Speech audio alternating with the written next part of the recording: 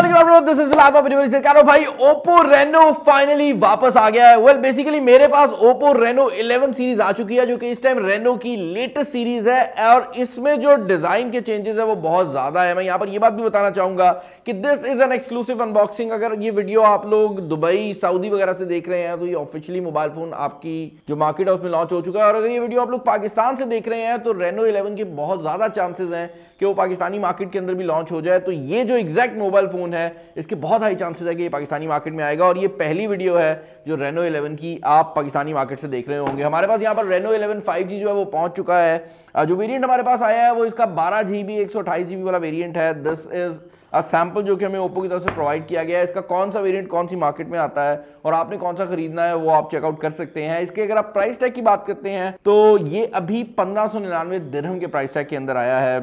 यहाँ पर फोन को हम कर लेते हैं अनबॉक्स। अब Reno सीरीज जो है ये ओप्पो की जब शुरू हुई थी तो उस टाइम पर ये एक प्रॉपर फ्लैगशिप सीरीज थी।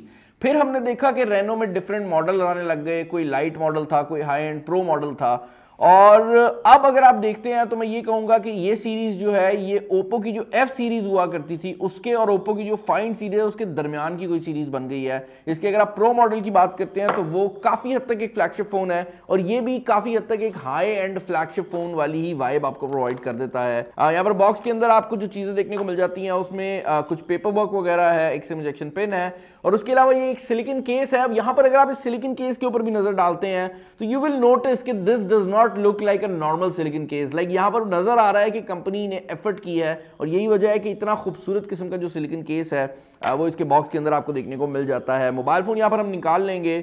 अब जो मोबाइल फोन है उसके ऊपर आपको ये पेपर देखने को मिलता है। 32 मेगापिक्सल का टेलीफोटो पोर्ट्रेट कैमरा मेंशन किया गया है। इस मोबाइल फोन के बैक साइड पर 32 मेगापिक्सल का कैमरा दिया गया है, 50 मेगापिक्सल का सोनी सेंसर दिया गया है जिसके साथ ऑप्टिकल इमेज स्टेबलाइजेशन भी अवेलेबल है। 67 वॉट की सुपर वूक चार्जिंग दी गई है, और उसके अलावा ब्रांड न्यू कलर OS 14 को यहां पर मेंशन किया गया है। बेसिकली इस मोबाइल फोन के अंदर ओप्पो का लेटेस्ट सॉफ्टवेयर भी हमारे पास मौजूद है। इसको मैं जरा ओपन कर लेता हूं।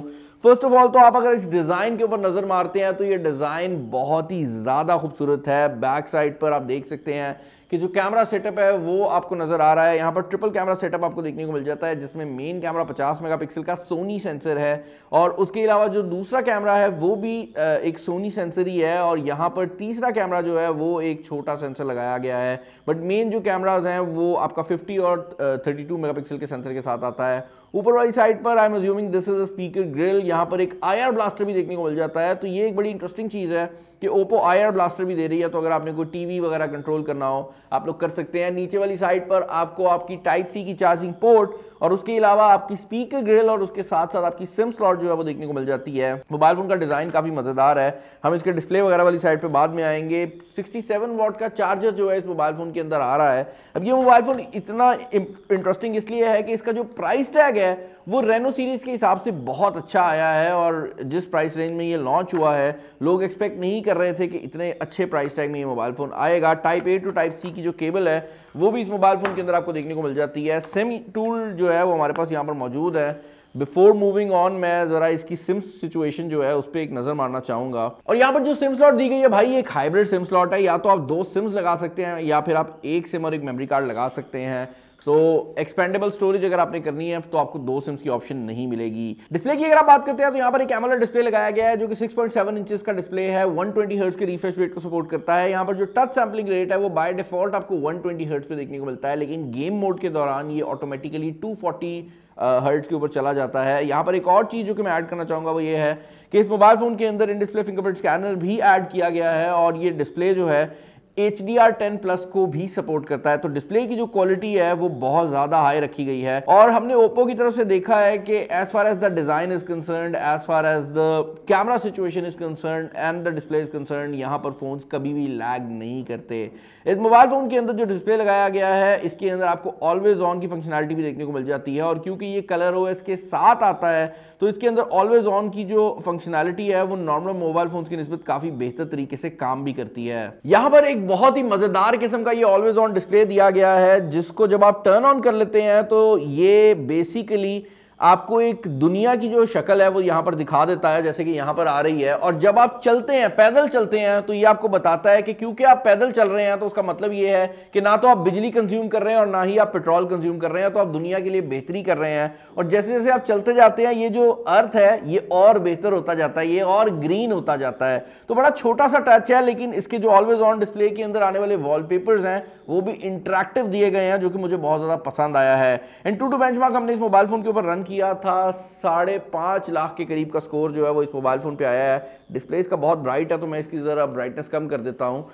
इस मोबाइल फोन के अंदर जो प्रोसेसर लगाया गया है वो बेसिकली मीडियाटेक का डायमेंसिटी सीरीज का 7050 चिपसेट है, और यही वो परफॉर्मेंस है जो कि इस प्रोसेसर से हमें इंटरनेट के ऊपर भी लोग रिकमेंड कर रहे थे।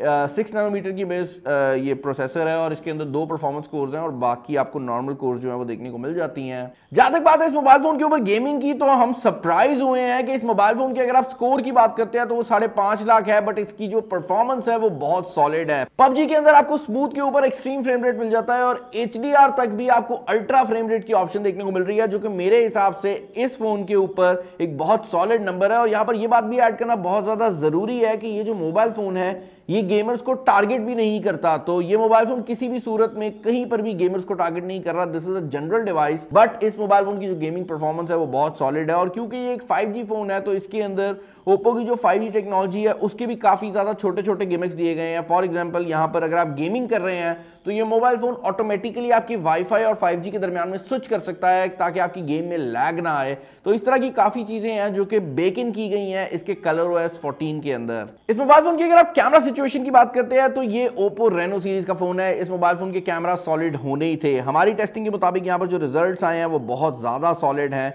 आप बेशक इसके फ्रंट सेल्फी कैमरा की बात करें या इस मोबाइल फोन के बैक कैमरास की बात करें, डे लाइट के अंदर इसकी जो क्वालिटी है वो आपको बहुत ज्यादा सॉलिड देखने को मिलती है। और यहां पर स्पेशली जो आपका बैक कैमरा है वो आपको काफी अच्छे डिसेंट रिजल्ट्स प्रोवाइड करता है। ये ह्यूमन स्किन टोन्स को भी काफी सॉलिडली जो है वो रिप्रेजेंट कर लेता है। यहां पर एक बात मैं जरूर ऐड करना चाहूंगा कि पहली बार जब हम इसको टेस्ट आउट कर रहे थे तो मेरी टीम ने मुझे आके बोला कि बिलाल भाई इसके जो फिल्टर्स हैं, स्पेशली जो इसका पोर्ट्रेट मोड है वो हमें ठीक तरह से काम करता हुआ नजर नहीं आ रहा, जबकि हमारी टेस्टिंग के मुताबिक बाद में हमें पता ये लगा कि इस मोबाइल फोन के अंदर पोर्ट्रेट फिल्टर्स भी अवेलेबल हैं, जिसका बेसिकली मतलब ये है कि जब आप इस मोबाइल फोन से पोर्ट्रेट वगैरह खींच रहे होते हैं तो उसका बैकग्राउंड ब्लर किस टाइप का आएगा आप उस चीज को भी कंट्रोल कर सकते हैं। तो अगर आपको बहुत ज्यादा एक्यूरेट ब्लर चाहिए आपके पास वो ऑप्शन भी अवेलेबल है, लेकिन अगर आप चाहते हैं कि जरा इंसानी स्किन टोन बेहतर लगे और ऐसे लगे कि DSLR टाइप की इमेज है तो वो भी आप इस मोबाइल फोन से खींच सकते हैं। अब अगर आप इस तस्वीर की बात करते हैं तो इसके अंदर ये AI के पैलेट मोड भी दिए गए हैं जो कि इसको डिफरेंट टाइप की जो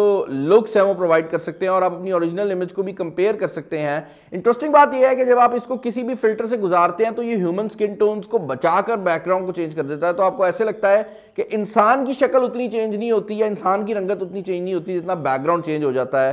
तो ये चीज मुझे इस मोबाइल फोन की अगेन बहुत ज्यादा पसंद आई है। यहां पर यह बात भी ऐड करनी बहुत ज्यादा जरूरी है कि इस मोबाइल फोन के अंदर जो पोर्ट्रेट कैमरा है ऑल्दो बहुत हाई क्वालिटी का पोर्ट्रेट कैमरा है, 32 मेगापिक्सल के सेंसर के साथ आता है, लेकिन क्योंकि ये सिर्फ 2x ऑप्टिकल जूम वाला कैमरा है तो आपने जब भी पोर्ट्रेट खींचनी है आपने हमेशा 2x ऑप्टिकल जूम पे खींचनी है, क्योंकि उससे आगे आप जितनी भी जूम कर रहे हैं वो सब डिजिटल जूम है। और इवन 5x के ऊपर हमारी टेस्टिंग के मुताबिक कैमरा का जो कलर्स की साइंस है वो जरा ऑफ हो जाती है, क्योंकि ऑब्वियसली वो डिजिटल जूम की तरफ जा रहा होता है। एक छोटा सा यहाँ पर आपको अल्ट्रा वाइड एंगल कैमरा भी देखने को मिल जाता है। एक और चीज जो कि बड़ी इंटरेस्टिंग है वो ये है कि यहाँ पर मॉडर्न प्रोफेशनल कैमरास की तरह आप एक्सपोजर लेवल जो है उसको भी कंट्रोल कर सकते हैं। तो तस्वीर कितनी ब्राइट होनी चाहिए या कितनी डार्क होनी चाहिए आपके पास उसका भी मैनुअल स्लाइडर अवेलेबल है। इस मोबाइल फोन के फ्रंट और बैक दोनों कैमरास के अंदर आपको 4K वीडियो रिकॉर्डिंग देखने को मिल जाती है और मजेदार बात यह है कि फ्रंट कैमरा में आपको EIS मिल जाती है और बैक कैमरा में ऑप्टिकल इमेज स्टेबलाइजेशन मिल जाती है।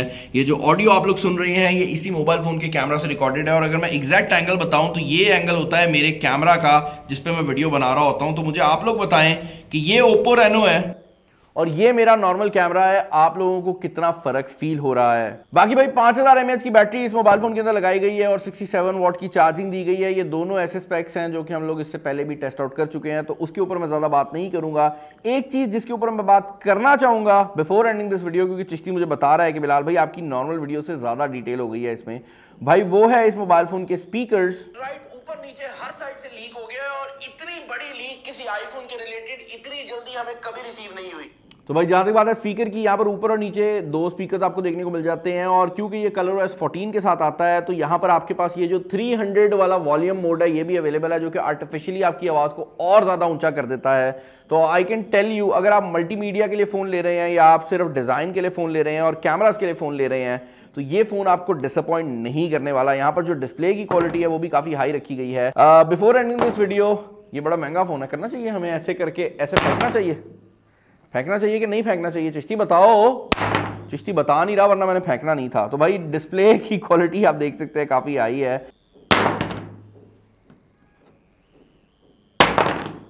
यूजुअली हम लोग महंगे फोन्स पे करते नहीं थे, बट आप लोग कंप्लेन करते थे, तो भाई हमने वो भी टेस्ट आउट कर लिया है। और आई होप ये वीडियो आपको पसंद आई होगी। अगर आप चाहते हैं कि हम और ज्यादा डिटेल्स डालें अनबॉक्सिंग में, तब भी बता दें। अगर आपको ज्यादा लंबी लगी है तब भी बता दें। जो आप कहेंगे भाई हमने तो वो कर देना है। इस वीडियो में इतना ही, अपना ख्याल रखेगा। This is Bilal signing off. अल्लाह हाफिज़।